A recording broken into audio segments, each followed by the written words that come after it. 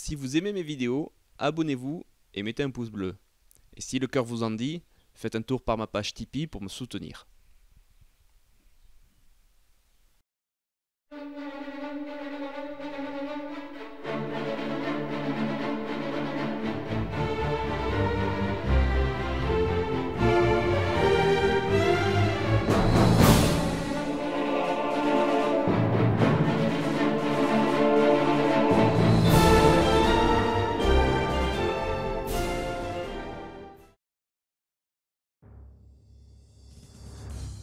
Bonjour à tous et bienvenue pour cette petite interview du moment. Donc, je me retrouve aujourd'hui à Dijon pour un stage dédié à l'Antrimbata et notamment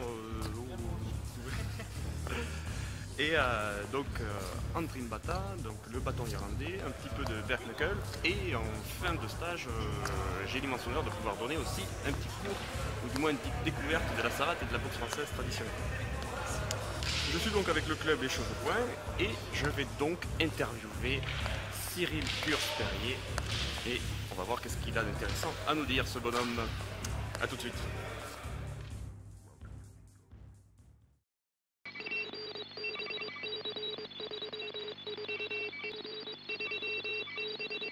Bonjour, je suis donc Cyril Curceau-Perrier, je suis le président du club Les Choses au Point, ou autrement dit le club bourguignon de défense historique qui se situe à Quetigny dans la banlieue dijonnaise.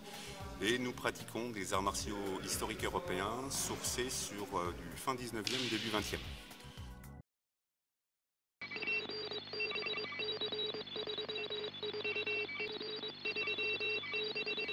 On va travailler de la boxe de rue,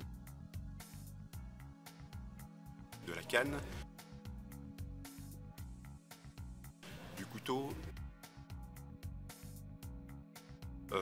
Cette pratique un peu étrange venue de Grande-Angleterre qui s'appelle le Bartitsu,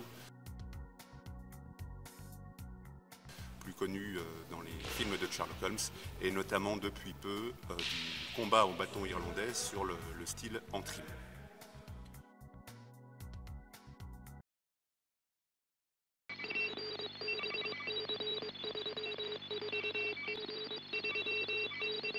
Comment j'en suis arrivé là? Tout petit déjà, je jouais avec des bâtons. Et puis est arrivé un moment où j'ai découvert le karaté. Le karaté qui m'a été une passion, qui m'a permis effectivement d'acquérir une connaissance martiale sur les développements. Et puis petit à petit, les études aidant, la famille aidant, j'ai abandonné le karaté pour des problèmes de disponibilité horaire. Et entre-temps, avec Fabrice Cognot, nous avons fondé l'association De Taille et des Stocks, donc en 2003, qui est encore aujourd'hui l'une des plus grosses associations du genre en France. Un petit peu lassé, je pense, des arts, on va dire, médiévaux ou Renaissance, et j'avais une volonté vraiment de me pencher sur la self-défense de rue, et notamment la légitime défense, et ça c'est un code, je vous en reparlerai un peu plus tout à l'heure, un code de conduite dans notre club, le fait de la légitime défense. Et donc j'ai commencé par des ateliers en freelance dans les parcs publics avec des gens intéressés sur des petits rendez-vous, et on m'a demandé quand est-ce que tu ouvres ta salle, quand est-ce que tu crées une association. Et donc en 2015, les Choses au Point sont nées.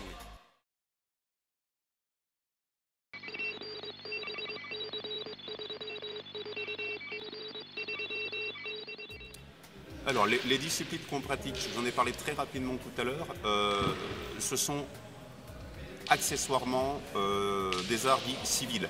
Il n'y a pas d'épée, il n'y a pas de rapière. La seule lame qu'on va trouver, ça va être le couteau.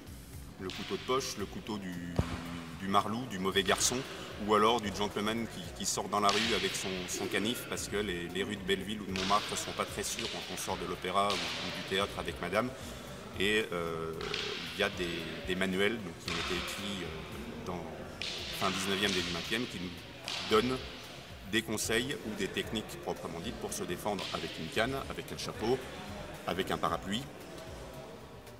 Et bien sûr, chaque art martiaux a tendance à avoir, alors je vais utiliser un terme très affreux, il ne faudra pas m'en tenir compte, une déviation vers une voie sportive, une voie de compétition.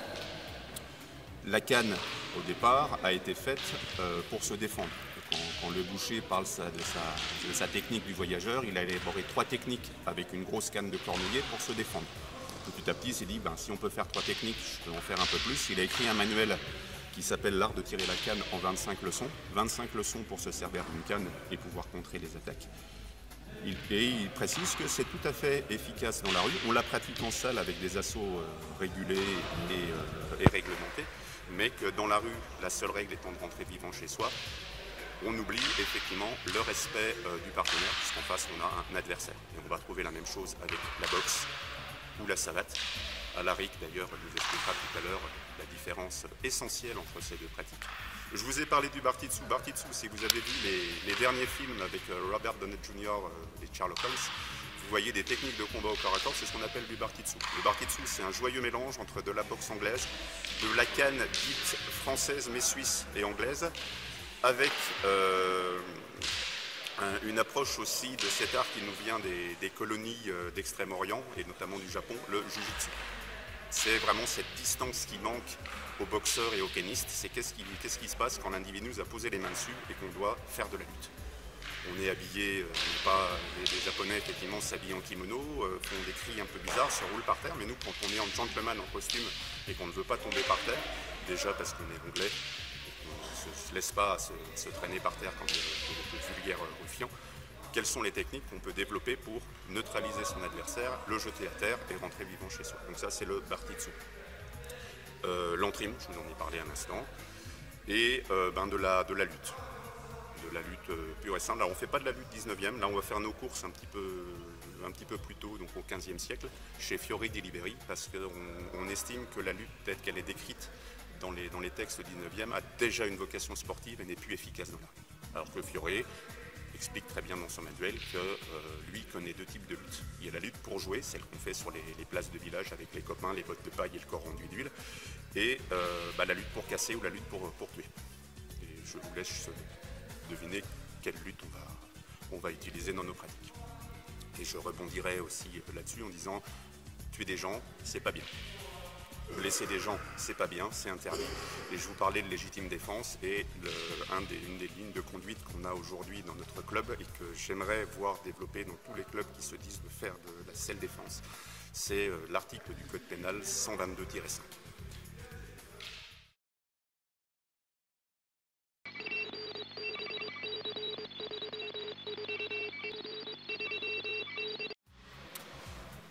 On n'a pas évoqué la compétition, c'est quelque chose qui apparaît énormément ces derniers temps dans le monde des AMHE, cette volonté de se dire où est-ce que je me classe par rapport à mon copain de club, où est-ce que mon club se passe par rapport au club d'à côté, quel est mon rang mondial au niveau des AMHE. Nous, on évite, c'est pas qu'on n'aime pas ça, c'est que c'est pas notre discipline. À partir du moment où on va faire des assauts avec des règles, on va casser ce phénomène de martialité et on perd l'essence même de l'art martial, on fait un sport de combat.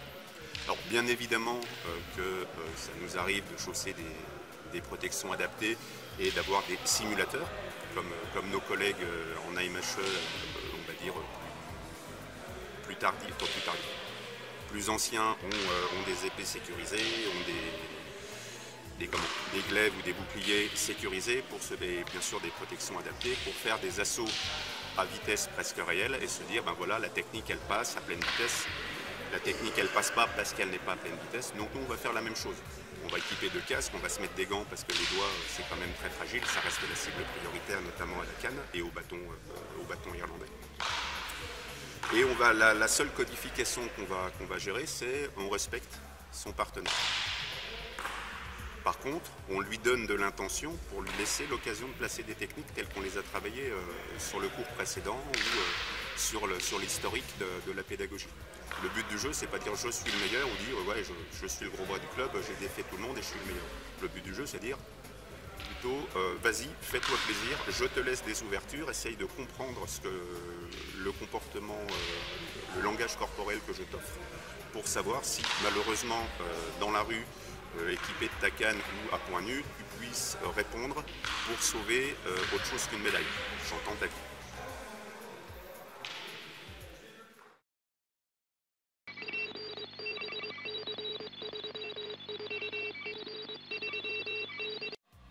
Donc si vous regardez derrière moi, hop, là-bas, ils font du bâton irlandais. Alors le bâton irlandais, qu'est-ce que c'est? C'est une technique de combat très très rapprochée avec un bâton d'à peu près 90-95 cm. Certaines sources parlent de plus d'1,20 m de longueur. Et c'est très lié à une tradition en Irlande qu'on appelle le faction fight. Donc des combats de faction, des querelles de village ou de famille qui réglaient leur compte à coups de bâton et de cailloux pour des histoires d'ânes boiteux vendus par le grand-père ou parce que le frangin de la famille était allé voir Shannon se doucher à la fontaine ou à la rivière et que les cousins n'étaient pas d'accord. L'antrime, qu'est-ce qu'on pourrait dire sur l'antrime? Ben c'est tout nouveau, même si ça date du milieu du 19e siècle, ça a disparu. Il y a encore un style qui perdure en Irlande, en République d'Irlande, mais l'antrime, on est Irlande du Nord. Et on est une petite cinquantaine au niveau mondial à travailler sur ce style grâce à Maxime Chouignard, qui vit au Québec et qui nous a transmis ce savoir. Alors, la tradition est orale, on est en marge des arts martiaux historiques européens parce qu'on a très très peu d'écrits, quelques sources secondaires, mais l'essentiel est en tradition orale.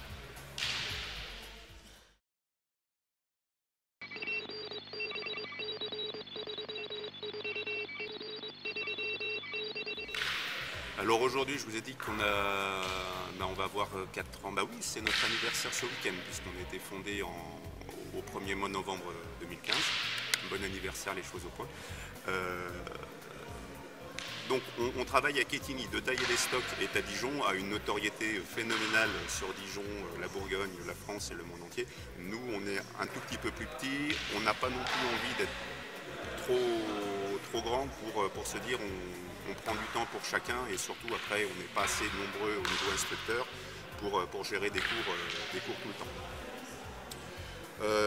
Les projets, moi ce qui m'intéresse, c'est pouvoir un jour avoir un des membres qui revient et qui dit « Waouh, hier soir c'était chaud, je suis sorti du bar, il y a quelqu'un qui est venu me voir, qui a commencé à me chauffer ou à vouloir m'embêter, j'ai pu le repousser, je lui ai pas fait de mal mais je suis rentré vivant chez moi et il n'y a pas de blessés. J'ai pu utiliser les techniques du club, ça fonctionne dans la rue.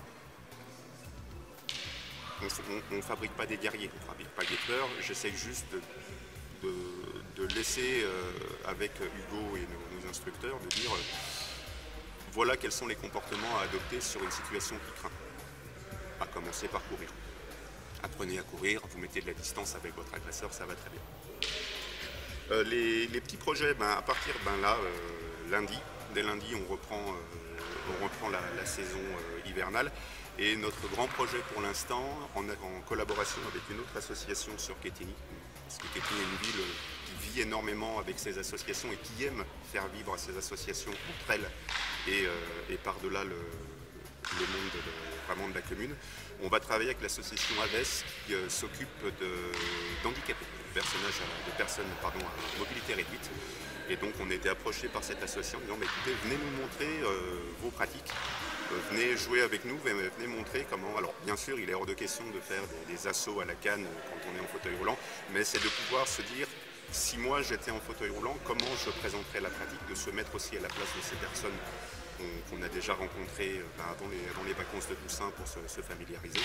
Et ça sera dans un premier temps une volonté de faire découvrir la canne et la boxe de manière très ludique, en venant chercher des cibles, en faisant des petits relais, et peut-être petit à petit d'essayer d'établir ce système de légitime défense ou de self-défense dans ce cas-là, sur des personnes qui sont en mobilité réduite et qui sont avant tout malheureusement des victimes de premier ordre. Et l'autre grand projet, il aboutira et on croise les doigts, on est un peu dessus, c'est sur l'Antrim Bata. On est entendu à Dublin à fin avril 2020 pour comme on se nomme aujourd'hui, que la faction du Vieux Monde revienne sur les terres d'Irlande en apportant, on ne sera pas des prophètes ou des apôtres, loin de là, on revient montrer aux Irlandais et aux pratiquants à MHE là-bas les arts qui, eux, ont disparu chez eux, qu'on a pu conserver et qu'on aimerait redécouvrir avec eux. Et l'autre projet sur l'Antrim, c'est petit à petit de pouvoir élargir en Europe le champ de pratique de l'entraînement. Donc avec des ambassadeurs, on a déjà un ambassadeur en Suisse qui se propose de pouvoir gérer un club. On est en train de négocier avec Karine qui doit être derrière moi, qui nous vient de Bruxelles et qui est, elle, à partir du moment où on joue avec des bâtons et on met les doigts dans les yeux, ça lui plaît énormément. Une très bonne amie, une très grande pratiquante martiale et je pense qu'elle pourrait faire un excellent ambassadeur de l'entraînement en Belgique.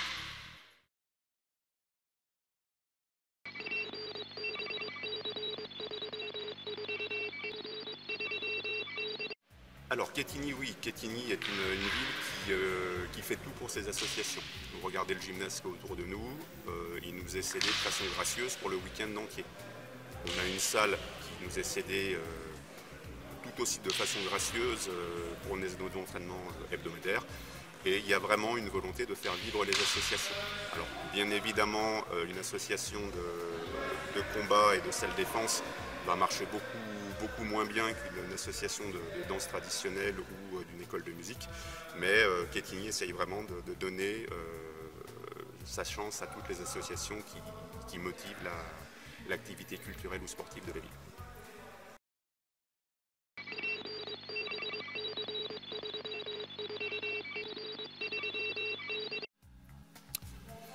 Le mot de la fin, on espère que je ne vous ai pas trop ennuyé avec ceci. Alors je ne sais pas comment le montage sera fait, si l'adresse elle sera là, s'il faut cliquer là, mais n'hésitez pas à venir visiter nos supports électroniques, donc notre page Facebook et notre site internet. Je laisserai à Laric renseigner tout ceci sur la vidéo. Et puis n'hésitez pas à passer nous voir si vous êtes dans le coin, à suivre nos activités, à nous croiser sur un stage et ça sera avec grand plaisir qu'on partagera avec vous.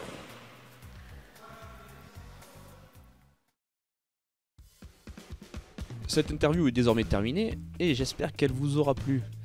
Si vous souhaitez découvrir les arts martiaux d'autodéfense civile du 19e siècle, je ne peux que vous encourager à aller faire un cours d'essai au club bourguignon de défense historique Les Choses au Point avec Cyril. Ils vous accueilleront avec joie et à mon avis, je pense que vous allez très vite adhérer au concept.